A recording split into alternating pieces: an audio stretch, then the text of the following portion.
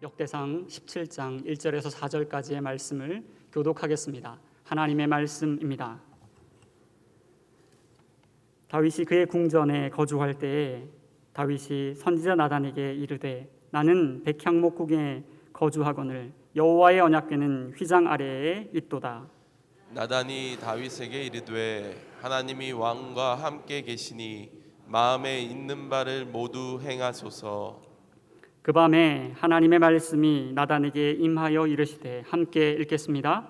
가서 내 종 다윗에게 말하기를 여호와의 말씀이 너는 내가 거할 집을 건축하지 말라. 아멘.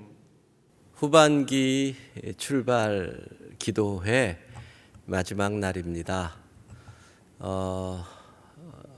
영상으로 계속 설교를 보셨다면 저는 오늘까지 집에서 못 나오는 상황이라는 뜻이고요. 그러나 내일 주일 예배는 드릴 수 있을 겁니다. 격리가 뭔지 한번 체험을 해보는 기간이 되는 것이고, 아니면 이 멘트도 여러분이 듣지 못하실 것입니다. 지난 6일 동안의 말씀을 정리를 해봅시다. 다윗 묵상이죠. 첫날 내 편이 하나 없을 것 같을지라도. 왜 내 편이 없어요? 세상의 기준 때문이죠. 세상의 기준, 사람은 외모를 보거니와. 그러니까 우리가 할 일이 하나님의 기준으로 이 세상을 바꿔야 합니다. 하나님의 기준, 마음을, 중심을 보시는 하나님. 세상의 기준은 결국 이 세상을 차별하는 세상, 따돌리는 세상으로 바꾸어 놓지요. 아이들이 따돌림을 당하면 보통 두 모습으로 나타납니다. 하나는 내가 잘못했다, 내가 잘못해서 이런 어려움이 왔다, 열등감. 나는 잘못한 게 없는데 세상이 문제다, 분노, 세상을 향한 증오.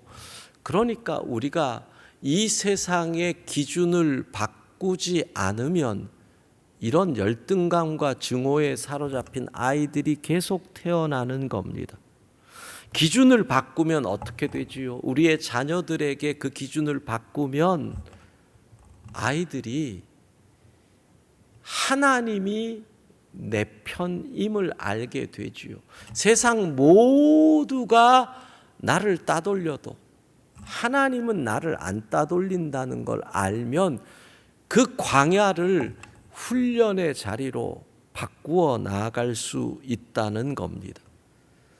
그래서 우리는 내 편이 하나도 없을 것 같을지라도 하나님이 내 편이시다. 둘째 날, 모두가 두려워할지라도.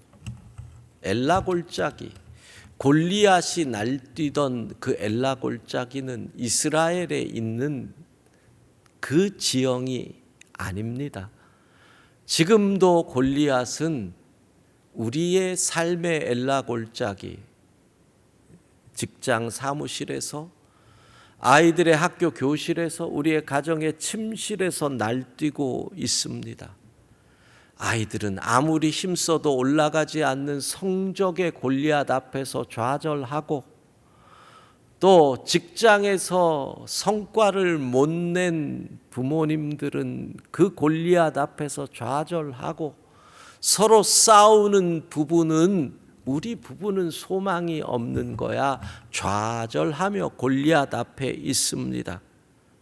여러분, 모두가 골리앗 앞에 두려움에 휩싸여 머리를 땅에 쳐박고 꼬리를 내리고 있습니다. 이것을 패닉이라고 얘기했죠. 모든 두려움이 이스라엘을 지배할 그때가 바로 누구? 광야에서 하나님이 내 편이심을 알고 훈련한 영웅이 출현할 때입니다. 물맷돌 돌리는 그리고 맞추는 훈련을 했고요. 수금을 타는 훈련을 했고요. 왕 앞에 수금을 타도록 추천받을 정도니 얼마나 대단합니까? 말콤 글래드웰이 한 1만 시간의 훈련을 달성하지 않았겠습니까? 용기와 무용을 갖추었다. 사자와 곰의 입을 찢으며 양을 지킵니다. 무엇보다 광야는 아무도 없는 땅, 하나님 외에는 없습니다. 하나님에게 집중하는 훈련을 하지요. 그래서 골리앗 앞에 섰을 때 다윗은 여호와 하나님, 전쟁은 여호와께 속한 것인즉 하나님밖에 없다. 골리앗에 집중해 보세요. 피노키오의 코처럼 문제만 커집니다. 다윗은 모든 것을 하나님에게 집중할 때 골리앗이 무너진 겁니다. 셋째 날 수요일에 충성이 의심받을지라도 열심히 회사에 충성했는데 의심받습니다. 이 시대는 사울이 많은 시대거든요. 독재자들이 백성들의 충성을 이용해서 배불리 먹고 마시고, 회사의 높은 사람들이 직원의 충성을 이용해서 회사를 교묘하게, 회사를 위해서라는 이름하에 교묘하게 불법을 행하게 하고 결국은 팽시킵니다. 우리는 충성을 의심받지 않기 위해 충성을 다하다가 결국 이용당하는 것입니다. 기억하십시오. 충성의 대상이 직장이 아닙니다. 주님이십니다. 주님이 나를 그 직장에 보내신 거지요. 마음을 다하여 죽게 하듯 하라. 자리를 지키기 위해 일하는 것이 아니라 충성, 하나님의 마음을 지키는 충성, 그러면 흔들리지 않습니다. 넷째 날 다윗에게 복수의 기회가 왔습니다. 엔게디 광야와 하길라 산에서 만난 다윗과 사울, 여러분 우연이 아니라 그랬어요. 생각해 보세요. 그 많은 동굴 가운데 어떻게 사울이 들어간 동굴이 다윗 일행이 숨어 있는 동굴일까요? 이건 우연이 아니에요. 하나님께서 다윗을 지켜보시는 거예요. 이때 다윗이 복수를 하느냐, 어떤 선택을 하느냐. 그런데 다윗은요, 먼저 그의 언어가 달랐어요.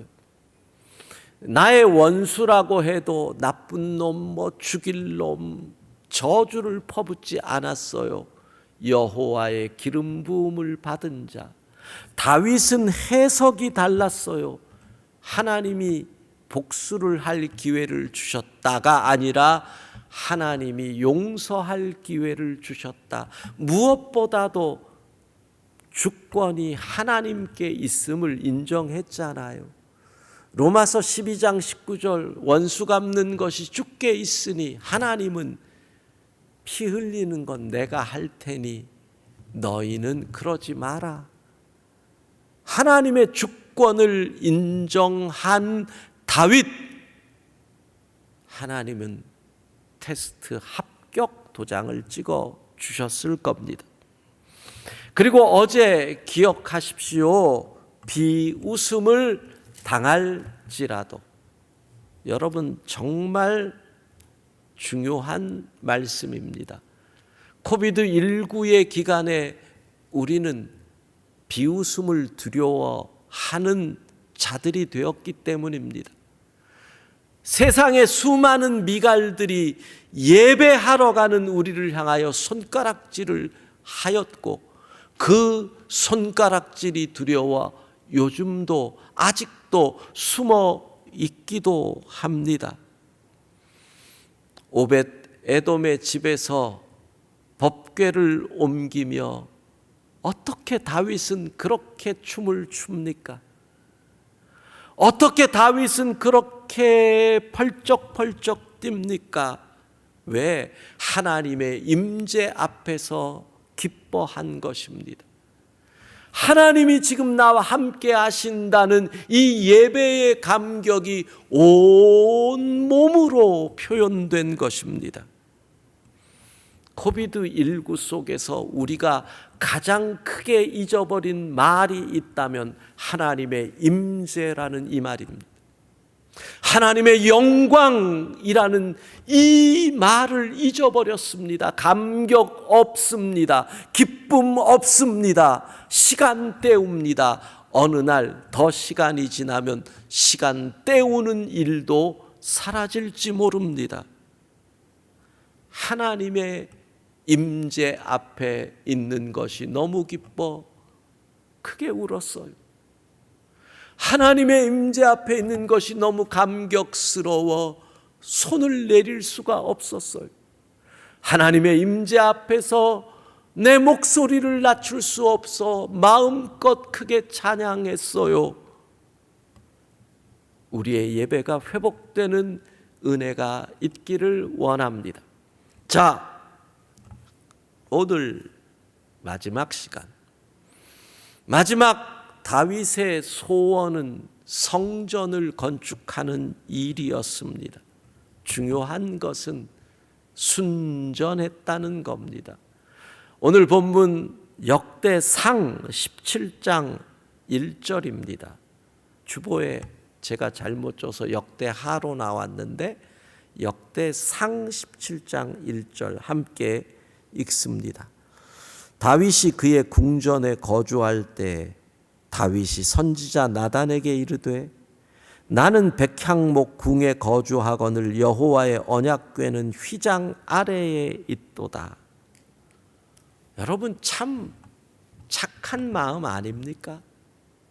물론 건물에 하나님이 거하신다 이 자체가 상당히 구약적 생각이지만 그 마음만은 귀하지 않은가 이런 생각이 듭니다. 사실 옛날 우리 믿음의 선배들은 내가 하나님의 교회보다 좀 좋은 집에 살면 불편해했습니다. 장마철에 하나님의 집에 물이 샜는데 우리 집은 물이 안 새면 그걸로 마음이 불편해했습니다. 옛날 장로님들 그 믿음의 모습 생각해 보세요. 순전했다라는 겁니다. 나는 백향목 궁에 거하는데 하나님의 언약궤는 휘장에 있으니 이 순전한 마음. 그런데 하나님은 단호하게 거절을 하십니다. 4절 17장 4절 같이 읽습니다. 가서 내 종 다윗에게 말하기를 여호와의 말씀이 너는 내가 거할 집을 건축하지 말라.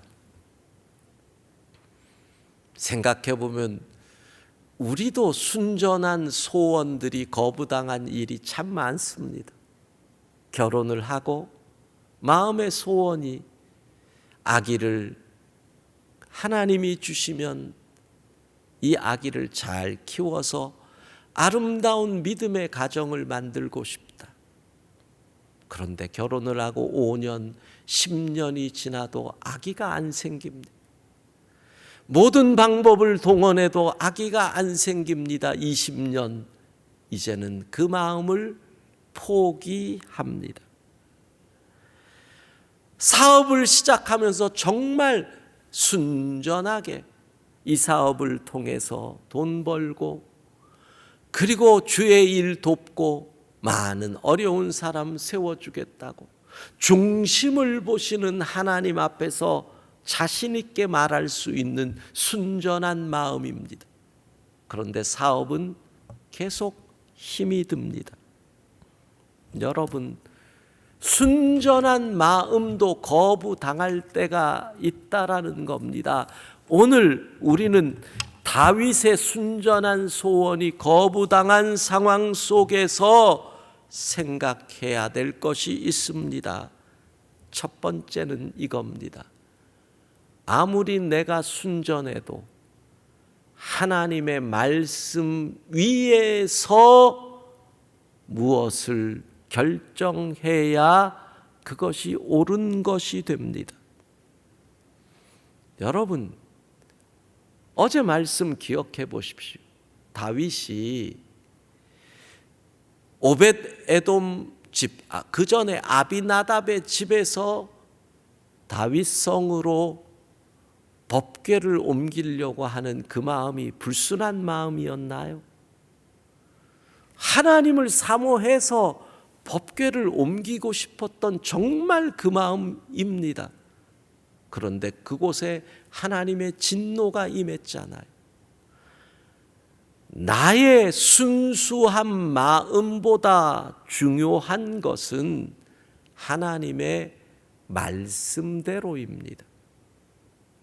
그러니까 내가 순전한 마음으로 무엇을 계획했다고 할지라도 하나님의 말씀 위에 있어야 이것은 바른 것이 되고 온전한 것이 되는 겁니다. 또 하나, 순전한 마음으로 바랬는데 거부당했다. 기억하십시오. 그 바램을 거부한 것이지 나라는 사람을 거부한 것은 아니라는 겁니다. 우리는 내 기도 제목이 응답받지 못하면 기도 제목을 응답하지 안 해주심도 하나님의 응답인데 하나님이 나를 버린 것과 같이 생각할 때가 많습니다. 그거 아닙니다, 여러분. 하나님이 나를 사랑해서 거부하실 수도 있는 겁니다. 나라는 사람 자체를 하나님이 미워하시는 거 아닙니다. 여러분, 가끔 남자분들이 부인들에게 뭐 이벤트 할 때 있잖아요. 그래서 뭐 결혼 기념일에 뭐를 한다. 또 생일에 뭐를 한다. 나름 준비한 이벤트 일을 딱 했는데 아내들이 그 돈을 가지고 그딴 짓을 해? 아마 남자들 가운데 그 경험 없는 분들이 드물 겁니다. 최수종 빼고는 다 그런 경험을 했을 겁니다. 그런데 그때마다 기억하십시오.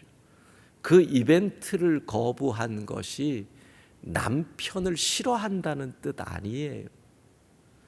준비한 마음은 아프지만 방향이 잘못된 것이라는 거지. 상처받을 이유 없는 겁니다. 여러분, 하나님이 나를 미워하는 거 아닙니다. 그래서 결국 어떻게 됩니까? 역대상 17장 11절 12절을 보면 이렇게 나옵니다. 내 생명의 연한이 차서 내가 조상들에게 돌아가면 내가 내 뒤에 내 씨 곧 내 아들 중 하나를 세우고 그 나라를 견고하게 하리니. 와, 이 순전한 마음을 귀하게 여기십니다. 그리고 더 큰 걸 주십니다. 너의 자손들에게 이 나라를 줄 것이다. 그리고 뒤이어서 12절 같이 읽습니다. 그는 나를 위하여 집을 건축할 것이요 나는 그의 왕위를 영원히 견고하게 하리라. 순전한 마음으로 내가 원했던 A는 못 받았는데 B에서부터 Z까지가 다 들어왔습니다. 그런데 겨우 A 못 받은 것으로 실망하실 이유가 없습니다. 하나님은 언제나 더 좋은 것을 주시는 분이신 줄로 믿습니다. 기억하십시오. 순전한 마음인데 거부를 당했다면 그것도 응답이고, 그것으로 인해서 감사해야 한다는 것입니다. 자, 지난 6일간 다윗을 묵상하였습니다. 후반기에 여러분, 다윗처럼 때로는 넘어져도 다시 일어나고, 때로는 미끄러져도 다시 일어나며 끝까지 잘 달려 주님 마음에 합한 자 될 수 있기를 주의 이름으로 축복합니다. 기도하겠습니다. 하나님, 다윗처럼 주님을 사랑하게 하옵소서. 때로는 선한 마음으로, 순전한 마음으로 간구하지만 노라고 하는 응답을 받을 때조차도 실족하는 것이 아니라 주의 뜻이기에 감사할 수 있게 하시고, 합력하여 선을 이루시는 하나님을 신뢰하고 감사하게 하옵소서. 지난 일주일 새벽을 깨운 주의 백성들에게 하나님 은혜를 내려주시고, 후반기를 시작하며 우리가 부르짖었던 기도의 제목마다 역사하여 주의 뜻대로, 주의 방법대로 주님의 시간에 응답하여 주실 줄로 믿습니다. 후반기 6개월 우리가 잘 될 줄로, 평안할 줄로, 승리할 줄로 믿습니다. 새벽을 깨우며 기도한 주의 백성들, 또 우리의 자녀들, 어디서 무엇을 하든지 주님과 동행하게 하옵소서. 예수님 이름으로 기도합니다. 아멘.